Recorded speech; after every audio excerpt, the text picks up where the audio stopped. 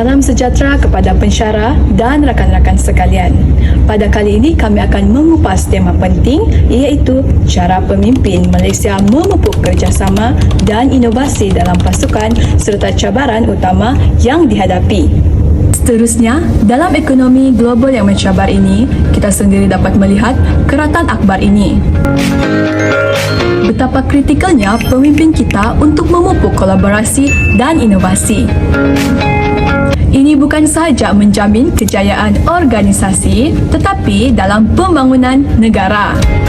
Pemimpin di Malaysia yang berkesan bukan sekadar memberi arahan. Mereka ialah pembina pasukan yang memastikan ahli mereka berganding bahu, mempunyai perkongsian maklumat dan juga mempunyai matlamat yang sama. Mereka adalah perancangan strategi yang berpandangan jauh. Apakah strateginya? Analisis kumpulan kami telah menunjukkan bahawa pemimpin Malaysia telah menggunakan pendekatan kepimpinan transformasi.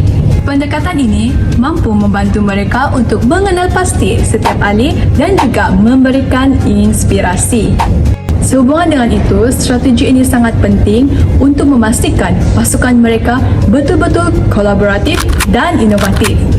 Namun, walaupun pendekatan canggih yang digunakan, tetapi pemimpin kita juga mempunyai cabaran yang tersendiri. Salah satu cabaran yang paling kritikal ialah konflik nilai dan juga jurang teknologi. Maka dengan itu, pemimpin di Malaysia perlu memahami rintangan ini dan juga merancang tindakan yang unggul. Tuntasnya, kejayaan sesebuah organisasi bergantung kepada kebolehan pemimpin di Malaysia yang memahami prinsip asas kerjasama, mengenal pasti rintangan dan juga merancang strategi yang unggul. Ini adalah kunci utama untuk memastikan kelangsungan dan juga kemajuan organisasi secara berterusan. Secara keseluruhannya, tugasan kami pada kali ini akan menganalisis strategi-strategi dalam konteks pimpinan Malaysia dan juga cabaran pemimpin dalam memupuk kerjasama dan inovasi.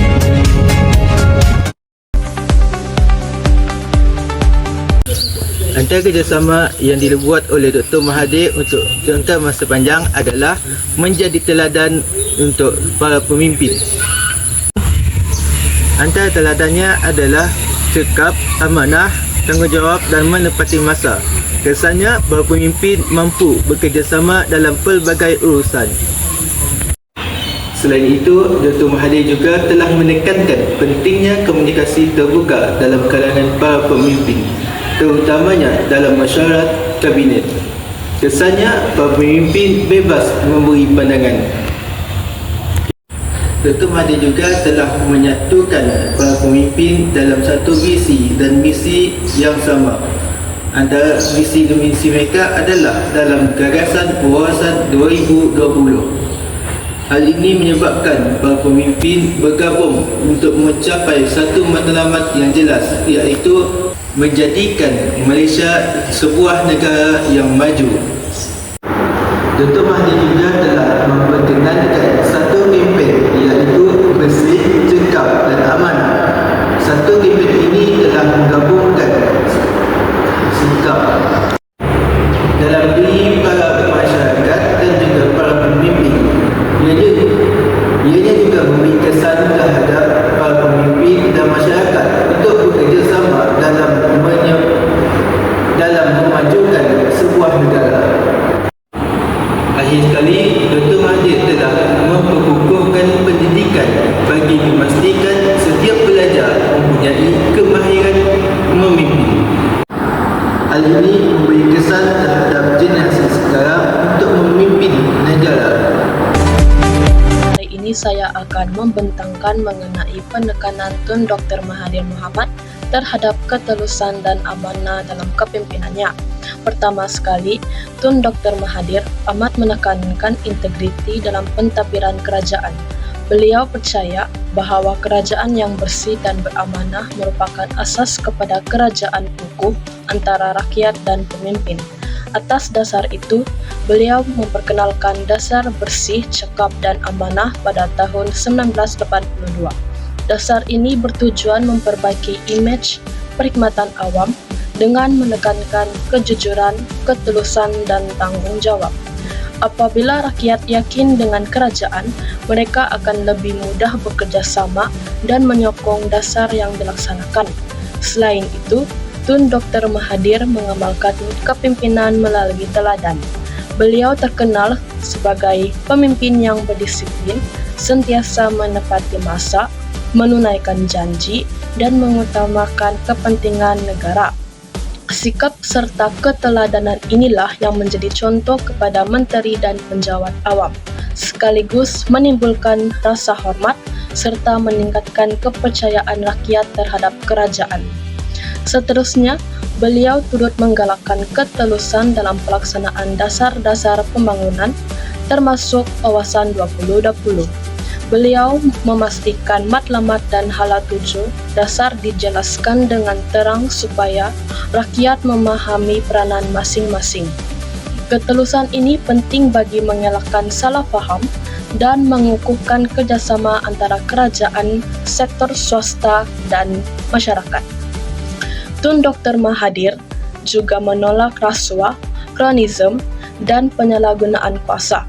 Baginya, rasuah ialah barah yang merosakkan negara dan melemahkan kepercayaan rakyat. Oleh itu, beliau sering mengingatkan pemimpin serta penjawat awam supaya mengutamakan amanah dalam setiap urusan bagi memastikan keyakinan rakyat terus terpelihara. Selain itu, penekanan beliau terhadap amanah turut terserlah melalui keyakinannya terhadap keupayaan rakyat Malaysia. Melalui dasar seperti dasar pandang ke timur, beliau menekankan nilai disiplin, etika kerja yang tinggi, dan tanggung jawab, bertujuan membentuk budaya kerja yang lebih telus dan berintegriti. Sebagai kesimpulan, nilai ketelusan dan amanah merupakan teras kepimpinan Tun Dr. Mahathir. Usaha dan teladan beliau bukan sahaja meningkatkan kecekapan pentadbiran, malah mengukuhkan kerjasama antara pemimpin dan rakyat. Generasi muda hari ini perlu mencontohi semangat beliau agar kita dapat terus membina negara yang maju dan berintegriti. Sekian, terima kasih. Seterusnya, 3.3 Memacu Inovasi Negara. Dr. Mahathir memacu inovasi negara melalui pendekatan pendidikan, pemahaman teknologi, dan dasar ekonomi yang kreatif. Beliau menekankan pentingnya ilmu pengetahuan, kepemimpinan berwibawa, dan penyelesaian inovatif terhadap cabaran nasional. Beliau percaya bahawa kemajuan sesebuah negara bergantung kepada kerjasama antara rakyat dan kepimpinan yang berani membawa perubahan. Pertama sekali, beliau memperkenalkan dasar pandang ke timur dengan mencontohi budaya kerja Jepun dan Korea Selatan. Dasar ini menekankan disiplin, produktiviti, dan semangat berpasukan. Ia juga memberi kesan besar kepada pendidikan dan latihan, termasuk program pertukaran pelajar. Hasilnya, Malaysia mula menunjukkan peningkatan dalam produktiviti dan daya saing industri. Seterusnya, Dr. Mahathir melancarkan Multimedia Super Corridor MSC Malaysia sebagai zon khas untuk pembangunan ICT. Saya berjaya dibangunkan sebagai hub teknologi moden dan MSC menjadi pemangkin kepada ekonomi digital serta e-dagang di Malaysia. Seterusnya, pembangunan Putrajaya sebagai pusat pentadbiran moden dan pendekatan Dr. Mahathir dalam krisis kewangan Asia. Pembangunan Putrajaya sebagai pusat pentadbiran moden bukan sahaja mengurangkan kesesakan di Kuala Lumpur, tetapi juga mewujudkan sistem pentadbiran yang lebih efisien dengan konsep pandar pintar.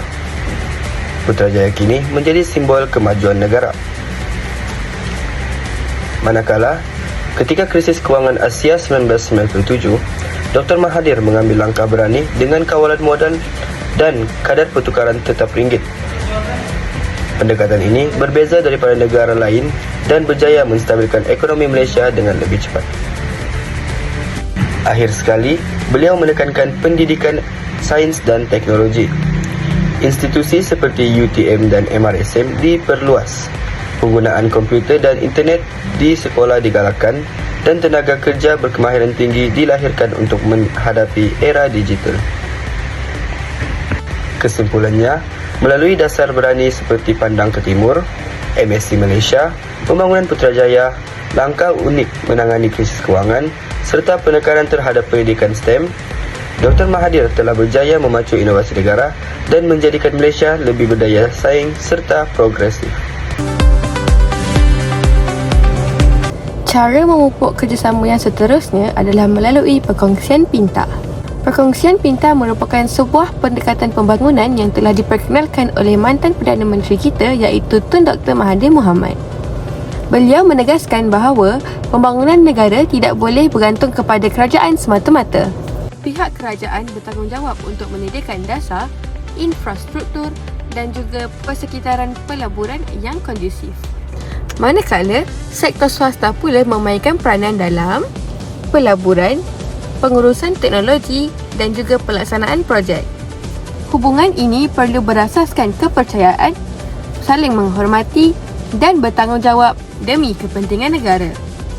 Sebagai contoh pelaksanaan dalam negara, Dasar Malaysia Incorporated yang diperkenalkan pada tahun 1980-an membolehkan kerajaan dan sektor swasta bekerjasama secara langsung. Kerjasama ini telah banyak membantu dalam proses mempercepatkan pertumbuhan sektor industri dan juga meningkatkan daya saing ekonomi dalam Malaysia. Konsep perkongsian pintar dapat diterjemahkan melalui kerjasama strategik di antara negara-negara Asia Timur seperti Jepun dan juga Korea Selatan. Melalui kerjasama ini, Malaysia mendapat banyak manfaat dari segi pemindahan teknologi, pelaburan serta kepakaran dalam bidang kejuruteraan dan perindustrian, termasuklah pelaksanaan projek infrastruktur berskala besar. Kesannya, perkongsian pintar telah membantu mentransformasikan Malaysia daripada sebuah ekonomi berasaskan pertanian kepada ekonomi berteraskan industri dan berteknologi tinggi, sekaligus menjadi asas penting kepada pembangunan negara moden. Secara ringkasnya, perkongsian pintar membuktikan bahawa kerjasama strategik antara kerajaan, sektor swasta dan rakan antarabangsa adalah kunci kepada kejayaan pembangunan negara. Seterusnya, 4.0 iaitu cabaran yang dihadapi oleh Dr. Mahathir. Dalam 4.0 terdapat krisis ekonomi dan kewangan. Dalam krisis ekonomi dan kewangan, adanya krisis ekonomi dan kewangan 1997 hingga 1998 dan juga perbezaan falsafah dan strategi antara Tun Dr. Mahathir dan Anwar Ibrahim. Secara kronologinya, pada pertengahan tahun 1997, Asia Tenggara tiba-tiba diserang oleh krisis kewangan yang berpunca daripada kejatuhan mata wang Baht Thailand. Lantas, nilai mata wang dan pasaran saham di rantau ini juga merudum. Negara Malaysia juga turut tidak terkecuali. Pandangan ekonomi dunia telah mengesyorkan pendekatan IMF, iaitu dengan mengetatkan dasar ekonomi, menaikkan kadar faedah dan mengurangkan perbelanjaan kerajaan. Namun begitu, Tun Dr. Mahathir Mohamad telah memperkenalkan beberapa langkah bagi mengurangkan masalah yang tercetus. Misalnya, jualan hartanah membeku, maka negara kita menganjurkan kempen pemilikan rumah yang menggabungkan pemaju, pembeli, pembiaya, pegawai kerajaan dan juga peguam. Tun Dr. Mahathir juga mengumumkan dasar kawalan modal yang bertentangan dengan dasar penjimatan yang dianjurkan oleh Anwar Ibrahim. Pada dasarnya, dunia mengutuk kawalan mata wang yang Tun Dr. Mahathir Mohamad laksanakan dan ramai ahli ekonomi berpendapat bahawa ia tidak selari dengan sistem perdagangan terbuka. Walau bagaimanapun, negara kita telah pulih dengan lebih cepat daripada semua negara yang telah membuat pinjaman IMF sama ada secara sukarela ataupun kerana tekanan. Hal ini dikatakan demikian kerana dengan mengenakan kawalan modal, Malaysia dapat memfokuskan kepada pemulihan domestik tanpa perlu bimbang tentang resiko spekulasi mata wang asing. Hari ini telah membuktikan kepada dunia bahawa IMF sendiri mengakui dengan cara kita berkesan walaupun mereka tidak memperlakukan kepada negara lain. Cabaran kedua yang dihadapi oleh Tun Dr. Mahathir Mohamad dalam memupuk kerjasama dalam satu pasukan ialah ketergantungan ekonomi dalam pertanian tradisional. Pada awal pentadbiran pertama Tun Dr. Mahathir, ekonomi Malaysia masih banyak bergantung kepada sektor pertanian seperti getah, kelapa sawit dan juga padi. Keadaan ini menyebabkan masyarakat khususnya yang berada di luar bandar terlalu selesa dengan kaedah pertanian tradisional yang diwarisi secara turun-temurun. Akibatnya, wujud kesukaran untuk membina kerjasama dan inovasi dalam kalangan petani. Hal ini kerana petani lebih cenderung untuk bekerja sendiri berbanding secara berkumpulan. Selain itu, sektor swasta juga kurang berminat untuk melabur dalam sektor pertanian kerana pulangannya yang rendah dan lambat. Keadaan ini membantutkan potensi kerjasama dan juga penyaluran teknologi moden ke dalam sektor pertanian. Ketergantungan ekonomi yang tinggi dalam sektor pertanian tradisional juga menyukarkan Malaysia untuk beralih kepada ekonomi yang lebih berasaskan pengetahuan dan inovasi. Seterusnya, cabaran dari segi kekurangan infrastruktur dan akses kepada modal. Walaupun kawasan bandar berkembang dengan pesat, namun kawasan di luar bandar masih mempunyai masalah kekurangan prasarana serta jurang dalam teknologi moden. Ketiadaan mesin yang moden dan canggih menyebabkan inovasi sukar untuk diimplementasikan dalam kalangan petani. Sekali, cabaran terbesar ialah menukarkan struktur pertanian Malaysia daripada pengeluaran secara kecil-kecilan kepada pertanian komersial berskala besar. Untuk pencapainya, petani perlu menyertai usaha sama yang melibatkan penggabungan modal, teknologi dan tenaga kerja. Namun begitu, perubahan ini mengambil masa yang panjang kerana ianya melibatkan perubahan sosial dan juga budaya, bukan hanya sekadar perubahan ekonomi.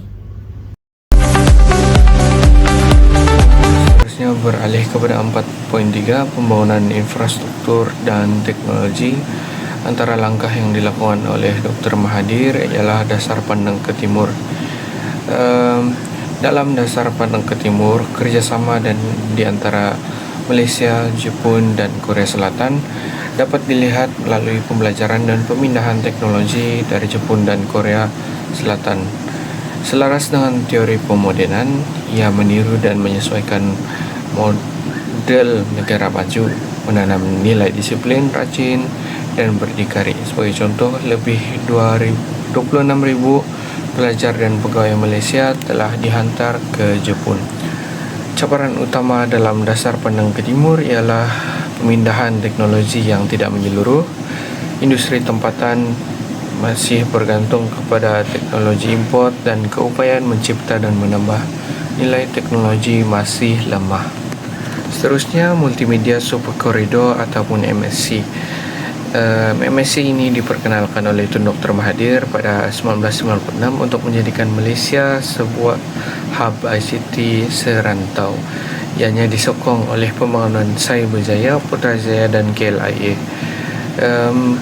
Ia juga memerlukan internet berkelajuan tinggi, sistem komunikasi canggih, di mana ia memerlukan kerjasama di antara kerajaan, sektor swasta dan pelabur asing untuk mencapai hal ini. Cabaran pelaksanaan dan kerjasama ialah kekurangan infrastruktur digital pada peringkat awal, penyelarasan lemah antara agensi kerajaan dan swasta, isu birokrasi dan kelewatan pembinaan rangkaian. Dan ianya memerlukan kerjasama industri universiti di mana pada waktu itu ia masih terhad pada kawasan tertentu sahaja.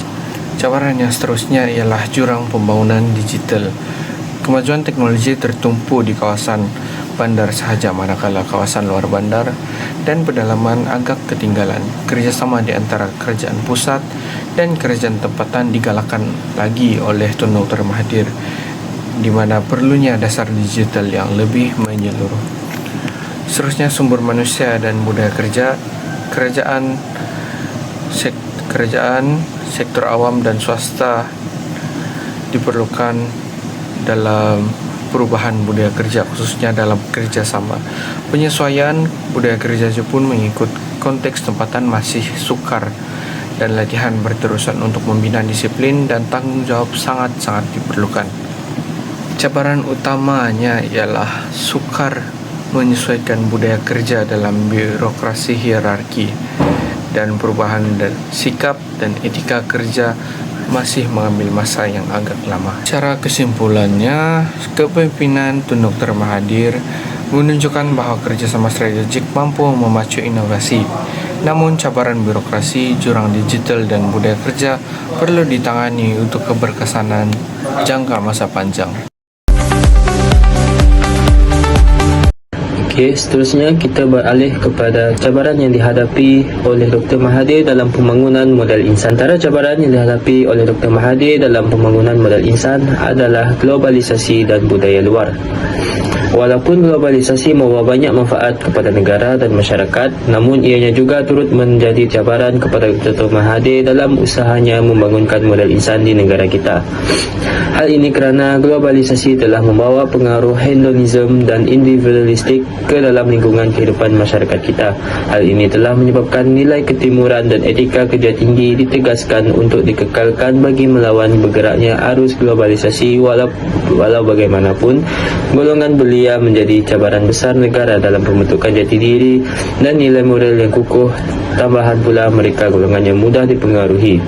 Seterusnya, cabaran lain yang dihadapi oleh Dr. Mahathir dalam pembangunan modal insan adalah perubahan teknologi yang mendadak.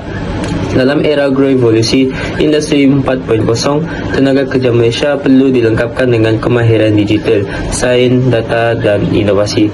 Walau bagaimanapun, proses ini turut memerlukan tempoh bagi melakukan perubahan besar dalam struktur kurikulum serta pemikiran masyarakat dalam betapa pentingnya pendidikan berasaskan kemahiran.